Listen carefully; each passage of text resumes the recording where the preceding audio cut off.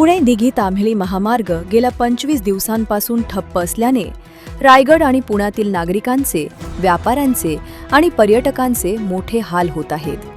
खासदार सुनील तटकरे यांनी 31 जुलैपर्यंत रस्ता सुरू करण्याचे आश्वासन दिले असले तरी MSRDCच्या मंद कारभारामुळे रस्ता वेळेत सुरू होणार का, असा थेट सवाल आता उपस्थित होत आहे.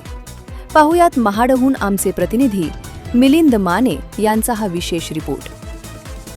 पुणे, माणगाव आणि दिघी आंतरराष्ट्रीय बंदराला जोडणारा अत्यंत महत्त्वाचा पुणे-दिघी ताम्हिळी महामार्ग गेल्या तब्बल 25 दिवसांपासून वाहतुकीसाठी पूर्णपणे बंद आहे.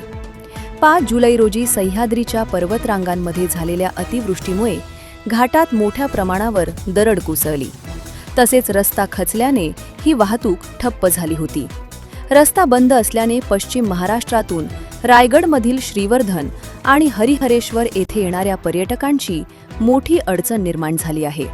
तर दुसरीकडे पुणे जिल्ह्यातून रायगडमध्ये येणारा भाजीपाला, दूध आणि अन्नधान्याचा पुरवठा मंदावल्याने स्थानिक बाजारपेठेत भाजीपाला आणि दूध प्रचंड महागले आहे.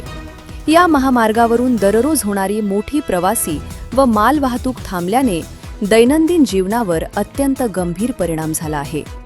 या समस्येची दखल घेत रायगडचे खासदार सुनील तटकरे यांनी MSRDCच्या अधिकाऱ्यांशी चर्चा करून 31 जुलैपूर्वी रस्ता वाहतुकीसाठी पूर्ववत चालू करण्याचे आश्वासन नागरिकांना दिले होते.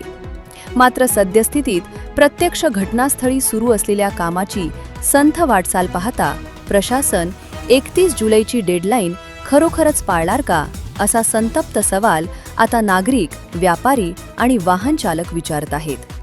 जनोदयकरिता मिलिंद माने, महाड.